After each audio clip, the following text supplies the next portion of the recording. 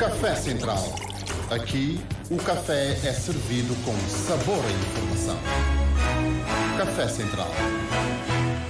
Estamos a abrir então mais um espaço de conversa neste Bom Dia Cabo Verde. Hoje temos dois convidados. Continuamos a olhar para as comemorações do centenário do nascimento de Amílcar Cabral, numa altura em que começa a contagem decrescente, ou decorre a contagem decrescente para o Simpósio Internacional Amílcar Cabral, com arranque previsto para o dia 9 de setembro, aqui na cidade da Praia, no Centro de Convenções da Universidade de Cabo Verde, 9 e 10 aqui em Cabo Verde, depois 11 e 12 na Guiné-Bissau. São nossos convidados. A professora Zaide Pereira faz parte da comissão organizadora, professora universitária, antiga reitora da Universidade Amílcar Cabral e da Universidade Católica de Bissau, é linguista. Connosco aqui no estúdio o professor Odair Varela, docente e investigador da Universidade de Cabo Verde, faz parte também da Comissão Científica e vai ser conferencista nesse simpósio. Cabral, estratega, portanto, Odair, que apresentará a comunicação final nesse simpósio, na parte respeitante a Guiné-Bissau. Começamos pela professora Zaide Pereira, que está connosco via WhatsApp. Bom dia, obrigado pela disponibilidade. Faz parte da comissão organizadora. Nós estamos na contagem decrescente para esse simpósio internacional. Pergunto-lhe nesta altura, professora Zaide Pereira, qual é que é a expectativa, qual é que o ponto de situação que nos pode fazer em relação a essa iniciativa, por muitos considerada inédita, um simpósio internacional que reúne os dois países, Guiné-Bissau e Cabo Verde. Bom dia. Bom dia, não sei se me está a ouvir. Estamos a ouvi-la em perfeitas condições. Ok, bom dia e obrigada pelo convite. Nós é que agradecemos pela disponibilidade. Eu começaria por dizer que se calhar não é inovadora, é renovadora, né? É retomar os laços de amizade, os laços históricos. Portanto, diria que é uma iniciativa renovadora dos laços. Sim, estamos na reta final e a reta final é sempre aquela onde os detalhes contam muito. O pessoal está empolgado. Chovem pedidos de envio de convite para participação, de jovens sobretudo, e então estamos nessa fase final da organização e esperemos que tudo corra para o melhor e que a chuva nos dê um bocadinho uma trégua para que possamos de facto, juntar-nos no INEP. Mas é importante também que a chuva mantenha, como dizia Amílcar Cabral. A doutora Zaide Pereira deu há dias uma entrevista à agência Lusa e considera Amílcar Cabral, pai das independências de Guiné-Bissau e de Cabo Verde, o futuro do presente que se vive. Quer explicitar um bocado a sua ideia? É, o presente que nós vivemos, de facto, a pergunta de partida era, que me tinha sido feita pelo jornalista, era: considera Amílcar Cabral presente ou já passado? Eu disse não, eu considero que ele é futuro do presente. Futuro do presente porquê? Porque há um interesse crescente, sobretudo da juventude, de alunos e estudantes universitários, gente que não é da nossa geração, né? Mas com a qual nós temos a obrigação, ou para a qual nós temos a obrigação de passar o testemunho, e essa geração está completamente envolvida com Amílcar Cabral estes 2 últimos anos.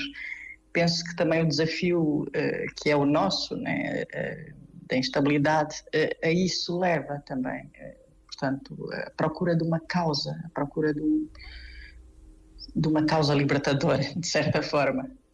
Leva a esse grande interesse dos jovens pelos escritos, pelas ideias de Cabral, pela sua visão.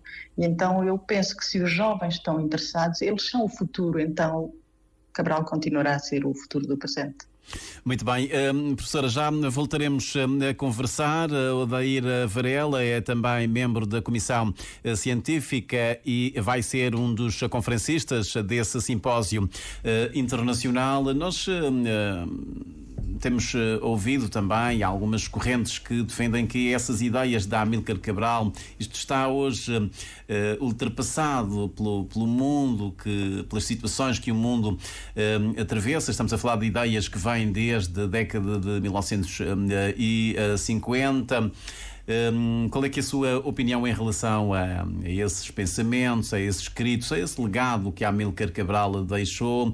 Continuam de facto presentes ou é preciso aqui alguma adaptação, digamos, a este mundo atual?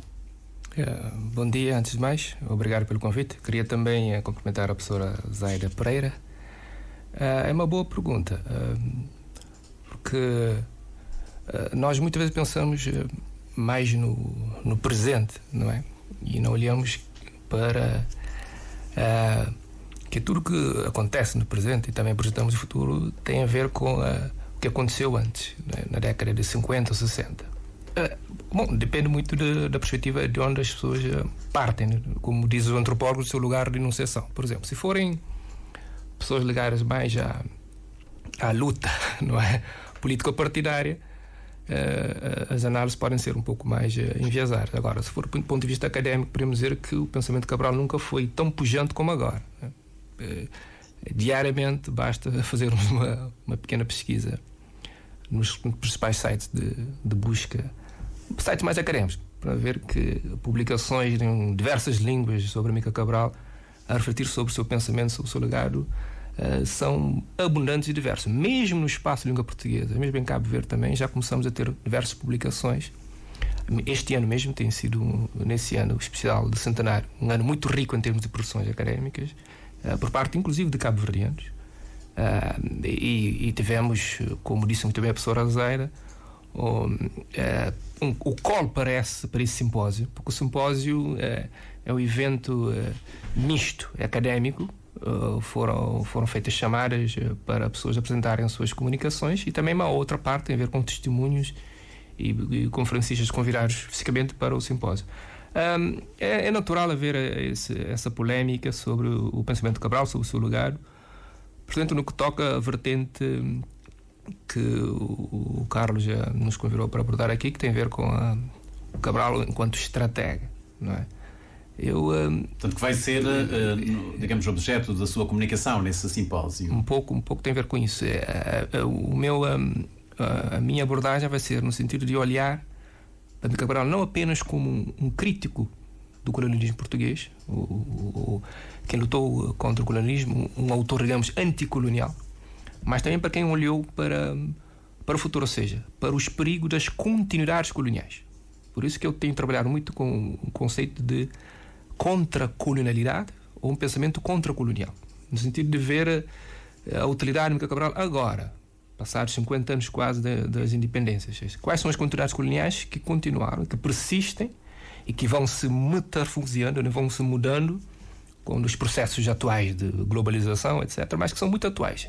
E olhamos que muitas das questões que temos agora no Congo, na Palestina e etc., são questões que já tinham sido trazidas por Amílcar Cabral. Inclusive, por exemplo, muitas que são ligadas ao chamado Médio Oriente, que para alguns é o Nordeste da África, e são abordados por Cabral nas suas obras, onde ele mesmo, por exemplo, faz uma análise muito aprofundada sobre o que se passa no Médio Oriente, a situação da Palestina e Israel. Agora, eu recomendo muito um livro que teve por base uma conferência de quadro de Amílcar Cabral em 1969, que é a Análise do Tipo de Resistência, né? Que é um livro muito atual que mostra realmente como é que atualmente algumas nações, alguns povos fazem esse tipo de resistência contra as continuidades coloniais. A resistência económica, a resistência política, a resistência armada, cultural. Então, são cerca de 4 ou 5 tipos de resistência que ele analisa muito bem e que mostra que, em termos de estratégia, Cabral tem uma relevância muito grande, inclusive eu estando no campo mais no campo das relações internacionais, mais no campo da geopolítica e geoestratégia, ele é muito estudado enquanto estratega, como estratega, e também como é que ele operacionalizou na prática com táticas para pôr em prática essa estratégia. E podíamos continuar a falar sobre isso durante o programa todo. Muito bem. Voltamos a conversa com a professora Zaida Pereira, que está connosco, julgo que ainda está connosco, a professora Zaida Pereira, a partir da... Ainda. Muito bem. E perguntava-lhe já agora, não sei se está a acompanhar também a conversa aqui com o nosso convidado, com a professora Odair Varela, se este pensamento da Amílcar Cabral continua atual, aquelas ideias, aquela sua máxima de que devemos pensar pelas nossas cabeças e andar pelos nossos pés. Quando olha para a realidade da Guiné-Bissau, tem-se pensado muito pelas nossas próprias cabeças ou não? Acho que ainda não pensamos o suficiente pelas nossas cabeças. Também porque, como dizia o professor Odair, o próprio contexto mundial também não dá muito espaço para isso. E países jovens, como o nosso, né, 50 anos, países jovens são muito dependentes dessas vagas de instabilidade interna e externa. Por isso não temos tido a oportunidade de pensar pelas nossas cabeças. E um dos espaços, portanto, importantes para estruturar esse pensamento são as academias. E as academias, de facto, têm sido a estrutura mais, não diria mais sacrificada, porque sequer tiveram tempo de se instalar para depois sacrificar, mas temos tido alguma dificuldade em criar raízes de forma a que se crie espaços onde o pensamento da Amílcar possa ser estudado de forma mais aprofundada. Mas também, como referiu no início a minha entrevista à Lusa, e também eu tive a oportunidade de dizer, e não sou a única, penso que de facto aquilo que foi a palavra de ordem passou a ser um slogan, ou foi o inverso, começou por ser um slogan e passou a ser a palavra de ordem. Pensar pelas nossas cabeças, caminhar pelos nossos pés, de certa forma é uma proposta de ruptura de um modelo de como é que eu posso dizer, um modelo... Está-me a ouvir? Estou a ouvi-la, sim, estamos a ouvi-la. Agora, de repente, entrou uma chamada e por isso. É um modelo de ruptura, uma proposta de modelo que pode ser, digamos assim, não adotado ipsis verbis, claro, mas é um modelo que pode influenciar a forma como nós pensamos, a nossa sociedade, como nós organizamos a nossa, digamos assim, a nossa sociedade, no seu todo, né? Politicamente, economicamente, do ponto de vista da educação, do ponto de vista da cultura, do ponto de vista... Pronto, é um modelo que rompe, de certa forma, que nos convida a romper com aquilo que as academias em geral trazem, que são modelos exógenos. Não estou a dizer que sejam maus, mas que não estão, de facto, por vezes completamente adaptados e adaptáveis aos nossos contextos. E nesse contexto eu penso que o slogan ou a palavra de ordem da Amílcar é sim um modelo que as academias poderiam trabalhar bastante, embora tenhamos esse desafio na Guiné-Bissau das fragilidades que fazem com que a academia não seja o que nós gostaríamos que ela fosse ao fim destes anos. No entanto, chama a atenção para um movimento bastante interessante que tem a ver com estas organizações juvenis que têm estado a realizar formações fora do espaço universitário ou mesmo dos liceus. Isso tem tido um impacto que ainda não conseguimos medir, mas de facto essas organizações têm o que eles chamam de conferências universitárias ou universidades de verão, etc, etc. Há uma série delas. E essa intenção de pensar a nossa sociedade a partir da nossa realidade, tem sido também uma questão muito abordada por essas organizações, e eu acho que isso é extremamente importante e mereceria da parte dos sociólogos, sei lá, um estudo bastante aprofundado. Muito bem, professora Zaida Pereira, já aí voltaremos. Professora Odair, não sei se quer fazer algum comentário em relação àquilo que acaba de dizer a professora Zaida Pereira, e queria também ouvi-lo em relação a esta questão essa dimensão de Amílcar Cabral enquanto estratega. Quando a gente pensa nessa dimensão, pensamos logo na questão da unidade de Guiné-Cabo Verde, que foi uma estratégia de Cabral para unir os povos e, digamos, fazer frente ao colonialismo. Sim, sim. Antes de mais, queria reforçar aquilo que a professora Zaida estava a dizer. De facto, aquilo que nos motivou mesmo na organização desse simpósio, o que diferenciou um pouco dos simpósios anteriores, creio que esse é o terceiro simpósio internacional sobre Amílcar Cabral. O segundo acho que foi em 2005, se não me engano. 2005, sim. Exatamente. Realmente olhar para outros atores que podiam contribuir para esta organização. Porque se fosse apenas ao nível, como disse muito bem a professora, a nível da academia, seria mais complicado, porque infelizmente a Universidade Amílcar Cabral neste momento não reúne as condições para essa co-organização. Então nós, e não estou a fazer nenhuma inconfidência, nós não nos CV. A ideia inicial era fazer um simpósio aqui, não é?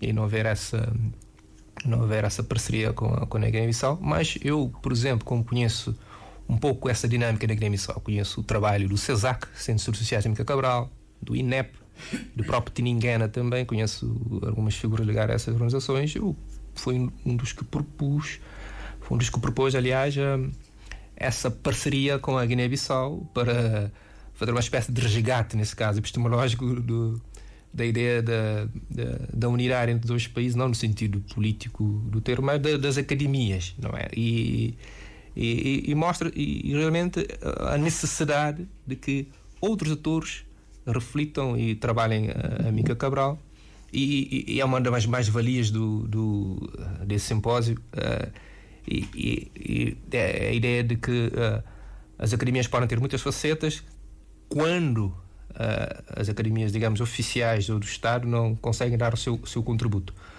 Bom,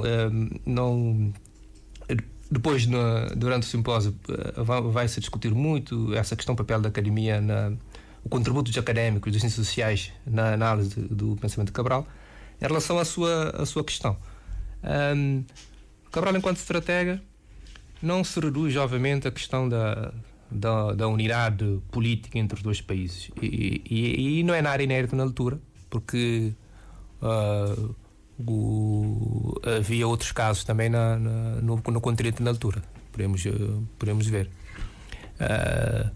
Alguns na década de 40, 50, porque as ex-colónias ditas francesas e inglesas já tinham ensaiado esse tipo de unidade. Podemos pensar em Tanganyika e Zanzibar, que deu lugar a Tanzânia.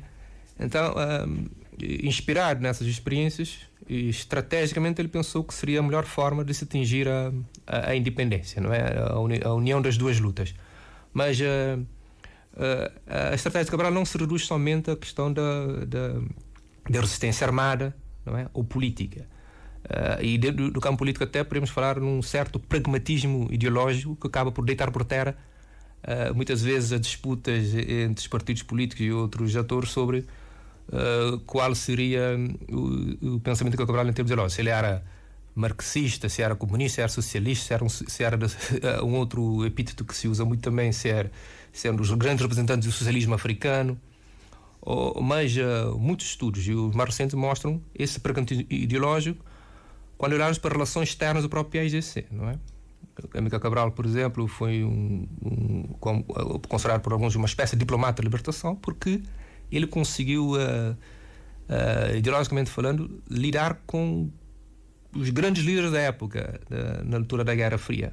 Ele fez seminários nos Estados Unidos da América, ele deixou também esse legado do não alinhamento, que de resto Cabo Verde continuou depois da independência. De não alinhamento, desse internacionalismo, e também podemos falar até de panafricanismo, mais do que ele no fundo foi estratégico no sentido de saber aproveitar o momento. Aliás, ele disse claramente que ele estava apenas a contribuir com aquilo que podia, no contexto da sua época, não é? Então, ele diz, se vocês, por exemplo, há uma frase dele quando esteve numa conferência em Londres, ele disse, se vocês quiserem nos chamar de comunistas ou marxistas, tudo bem, esse é o vosso problema. Nós nunca nos consideramos nunca nos achamos nos catalogamos dessa forma, no fundo, que ele quis dizer.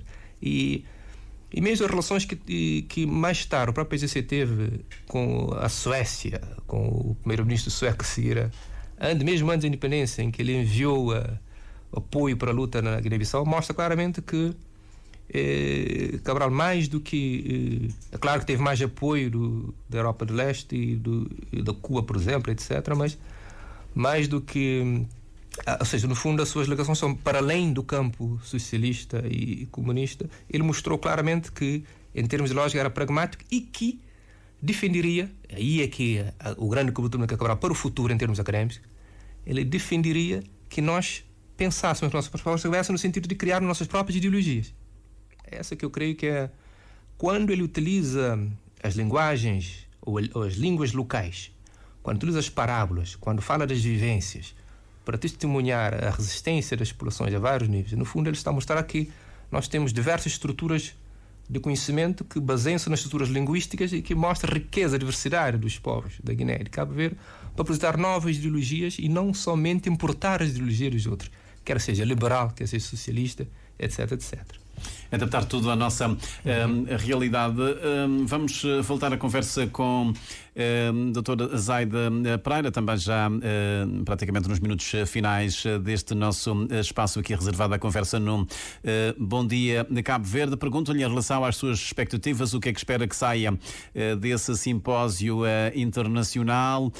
Estamos numa situação, e apesar de tudo aquilo que já ouvimos, apesar dos escritos, do contributo da Amílcar Cabral, do seu legado, infelizmente essas comemorações não têm, digamos, um selo institucional das autoridades dos dois países, de Guiné-Bissau e de Cabo Verde. Como é que a academia, a sociedade civil olham, digamos, para essa situação de se estar a comemorar 100 anos do nascimento de Amílcar Cabral, do pai das nacionalidades guineense e cabo-verdiana, sem, digamos, uma presença das autoridades públicas dos dois países? É verdade, é um ponto se calhar menos, como é que eu posso classificar, se calhar menos positivo, mas se calhar não é o mais importante termos as comemorações oficiais, né? Eu por mim falo, né? O importante é que ele seja celebrado e que as celebrações, felizmente, agora com as redes sociais e as novas tecnologias, e como dizia o comandante, falar agora, e como dizia o comandante Pedro Pires há dias, portanto, o facto de a sociedade civil ter abraçado esta iniciativa e estas comemorações, portanto, saem o selo institucional. Esta é uma grande lição, é uma experiência pela negativa. Portanto, a sociedade civil está completamente empenhada e mobilizada nessas comemorações. Completamente, eu acho que ele tem completamente razão e, sobretudo, evita a recuperação futura de qualquer. Não haverá, pelo menos estou a falar para a realidade guineense, não haverá espaço para recuperação. Como é que vocês dizem agora? Ressignificação. Não haverá espaço para isso, tendo em conta que estão ausentes as comemorações oficiais, porque muito facilmente se fazem recuperações a partir desse tipo de... O importante é que, de facto, todo o território guineense, que não é grande, verdade seja dita, mas todo o território está a sentir estas celebrações, porque todas as organizações da sociedade civil estão empenhadas, cada uma à sua maneira, independentemente da proibição, da fixação de cartazes ou o que seja, mas eu recordo-me com algum pico de ironia que no dia em que essa circular foi posta a circular, passa a redundância, foi o dia em que os jovens mais colocaram a foto da Amílcar Cabral nos status, nos WhatsApps, nas redes sociais, e desde esse dia não parou. Portanto, digamos que é um sinal bastante claro que, na ausência das celebrações oficiais, há as celebrações do povo, e é isso que interessa também. Isso é que interessa. Doutora Zaida Pereira, eu não lhe vou tomar mais tempo. Obrigado pela sua disponibilidade. Vamos esperar então pelo simpósio internacional que arranca no dia 9 aqui em Cabo Verde, 9 e 10, depois 11 e 12 na Guiné-Bissau. Sucessos então pela parte guineense na organização deste encontro de reflexão sobre a vida e obra de Amílcar Cabral. Professor Odair Lima, não sei se tem mais algum comentário em relação a, enfim, essa questão de não adesão, não engajamento, digamos assim, das autoridades dos dois países nestas comemorações. Vimos claramente que, aliás, a professora Zaida Pereira dizia o entusiasmo dos jovens em relação a esse legado de Amílcar Cabral. Bom, eu não sei se o Carlos confundiu com algum familiar. Lima, acho que eu não tenho apelido. Estou a brincar. Pois, Odair Varela. Não, com certeza, a professora Zaida tem razão. Quando, também nessa nova era chamada digital, os jovens têm acesso aos escritos de Cabral online e cada vez mais estão sendo divulgados, inclusive na língua cabo-verdiana. Então, quando eles vão ler a mensagem que ele produziu naquelas condições, naquela altura, se identificam com suas palavras, ainda mais num período em que estamos a viver, um período onde a juventude sente-se, entre aspas, abandonada, não é, pelas políticas públicas, onde, no caso cabo-verdiano, temos uma espécie de... É claro que não é novidade em Cabo Verde, são conjunturas que acontecem de vez em quando na nossa história, onde os jovens estão a procurar sair do país à procura de melhores soluções para as suas vidas. Cabral surge como uma figura muito importante, uma figura que dá algum ânimo, alguma esperança, e os jovens vão catalisando, e não só jovens, catalisando essas suas expectativas e esperanças em diversas formas de manifestação cultural, artística, política, etc., que estão fora do quadro oficial, não é? E a ausência do quadro oficial também explica-se por isso, devido a essa disputa em relação à herança de Amílcar Cabral, não é? O lema do simpósio Cabral Património Nacional Universal, no sentido de tentar mostrar que Cabral não é proprietário de nenhum partido nesse caso. Ultrapassa, portanto, essas fronteiras ideológicas. Ultrapassa essa querela política partidária, porque nós, na prática, nós temos uma situação de um partido onde, não digo que são todos, alguns dos seus membros adota uma postura de que Cabral é sua propriedade, que não corresponde à verdade, não é? Cabral não é proprietário de nenhum partido, não é? Porque ele liderou um movimento que depois, por exemplo, a vários partidos. E ao mesmo tempo temos um outro partido que, sentindo receio desse património ser, no fundo, acaba por aceitar que esse património seja reivindicado por propriedade de outro partido, acaba por rejeitar esse património em certo sentido. Não digo que isso aconteça com todos os membros desse partido, mas então isso leva a esse não entendimento, né, sobre como celebrar Amílcar Cabral. Eu acho que Cabo Verde poderia dar seria uma espécie de exemplo caso as instituições oficiais assumissem a celebração de Amílcar Cabral como forma de se reconciliar com a história, não é? E de projetar o pensamento de Cabral para o futuro, porque se outros países, mesmo o antigo colonizador Amílcar Cabral, já fez celebrações de Amílcar Cabral, sobre Amílcar Cabral. E sobretudo na Assembleia da República. Na Assembleia da República, imagina, não é? E outros países, desde os Estados Unidos outros países europeus e na diáspora, mesmo em Angola, em Moçambique, na África do Sul, vão ter celebrações quase oficiais, porque têm patrocínio, digamos, dos ministérios, do governo. Aqui em Cabo Verde não se entende. Acho que nós perdemos uma boa oportunidade de ultrapassar isso. E esperemos que daqui a 100 anos, 200 anos, não tínhamos que... O problema era conhecer nossas figuras históricas, porque são seres humanos com virtudes e defeitos. Não vamos endeusar Cabral, não podemos transformá-lo num mito, mas de forma pragmática olhar para o contexto em que, no fundo, foi um ser humano que sacrificou parte da sua vida em prol da independência de um país, ou seja, emancipação de uma nação, e depois a nação caminharia com seus próprios pés. Muito bem. Professora Odair Varela, obrigado por ter estado connosco neste Café Central. Também agradecimentos à professora Zaida Pereira. Odair Varela, que viaja então para Guiné-Bissau para apresentar a sua comunicação final nesse simpósio internacional Amílcar Cabral. Café Central. Aqui, o café é servido com sabor e informação. Café Central.